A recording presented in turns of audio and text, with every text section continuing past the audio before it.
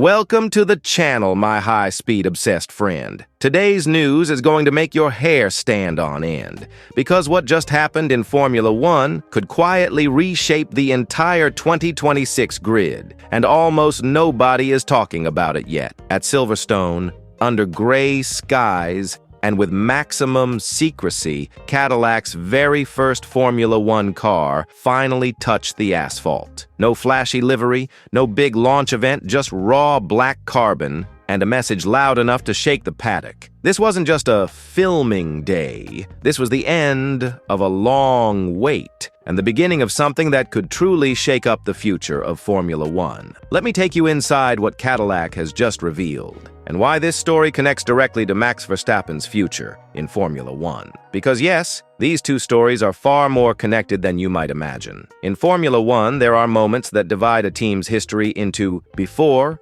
and after. The first time a completely new car hits the track is always one of them. But for Cadillac, this moment carries double the weight. Silverstone marked not only the symbolic start of the 2026 campaign, it marked the birth of a brand new American factory team in Formula 1. Using the full 200 kilometers allowed for the filming day, Cadillac sent the first F1 chassis in its history onto the track. The goal wasn't lap time. It was survival, system checks, reliability, making sure nothing broke, and, more importantly, gaining precious extra days before official testing to fix any problems that might appear, which, for a completely new project, is not a question of if, but when. The car seen on track is not the final 2026 Cadillac, not even close. It was a primitive version, a rolling laboratory, a baseline car built to learn, not to impress, but even in this raw form, it revealed clues, and some of them are fascinating. The first major choice jumps out immediately, the front suspension. Cadillac has opted for a front pull rod suspension. That alone is a bold statement. Why? Because while pull rod solutions were popular in the ground effect era for aerodynamic reasons, many teams are now moving back to the simpler pushrod layout for 2026. Cadillac didn't, and that tells us two things. First, the chassis has been ready for quite some time.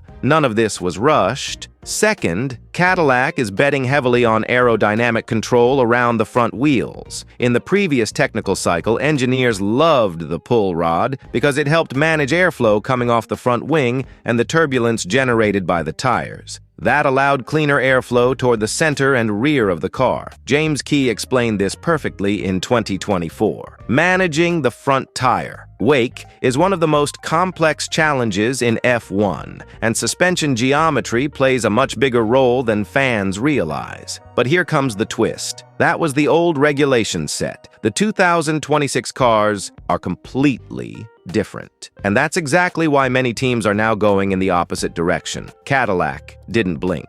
At the rear, the story changes. Cadillac will use Ferrari power units and internal gearbox components. But, crucially, it has designed its own gearbox casing. Why does that matter? Freedom. Designing its own gearbox allows Cadillac to define its own rear suspension geometry. And at the back, they've chosen a pushrod layout. This hybrid philosophy, pull rod up front, push rod at the rear, screams one thing: total priority on aerodynamic flexibility, not simplicity. It's ambitious, and it's also risky. Now let's talk about the side pods, because this is where the 2026 grid could explode into chaos. Just like at the start of 2022, the new regulations heavily restrict traditional airflow management devices. There are no real barge boards, and the elements allowed by the FIA to control tire turbulence are limited, to say the least. That dirty air has to go somewhere. In recent years, teams solved this by building bulkier side pods up top and aggressively carving out the lower section. That problem is coming back in 2026, and Cadillac knows it. The side pod solution seen at Silverstone, just like Audi's recent shakedown in Barcelona, was extremely basic. A single element. No complex cooling holes. No elaborate aerodynamic furniture, which reveals almost nothing about the final concept. And that's exactly the point. This will be the area that evolves the most throughout the year. Expect radical changes, and expect intense debates after the first races, when it becomes clear which philosophy actually works. One detail, however, did stand out. The downward ramp of the side pods was extremely aggressive, very pronounced, almost a return to solutions seen back in 2023. But again, this is a shakedown configuration. Very few details, built to run, not to compete. Cooling, on the other hand, looks set. A large airbox, clearly defined side ears, and lateral cooling openings that strongly resemble recent solutions seen on Ferrari and McLaren cars. These choices are not accidental, these are the ones that usually stay. Now this is where the story takes a much darker turn, because while Cadillac quietly builds its foundations, the biggest star in Formula One is openly questioning whether he even wants to be part of the 2026 era. Max Verstappen has finally said out loud what many fans feared. The new regulations could decide his future in Formula One. Verstappen is under contract with Red Bull until the end of 2028. But for the first time, he admitted something shocking. If the 2026 rules deliver a negative experience, he could leave early, completely. And that should send chills down the spine of the entire paddock. Red Bull itself is entering unknown territory.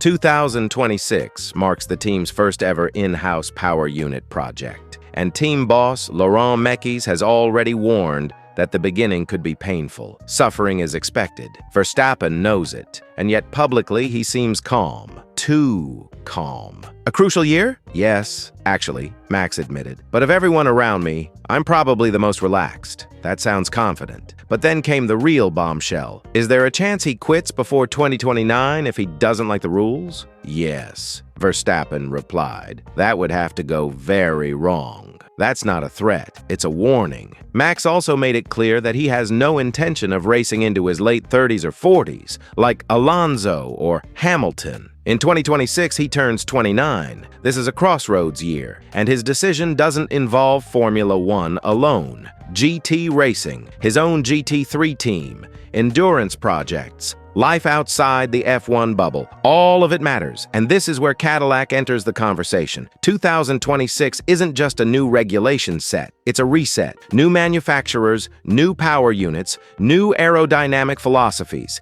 If the racing feels artificial, if the cars are frustrating, if the fun disappears, Formula One risks losing its biggest star. Exactly at the moment it's trying to reinvent itself. Now I want to hear your opinion. With Cadillac entering Formula One, Red Bull building its own engines, and Verstappen openly questioning his future, do you think the 2026 regulations will create a new golden era or push the greatest driver of this generation toward an early exit? Leave your opinion in the comments and tell me which side of history you think Formula One is about to fall on.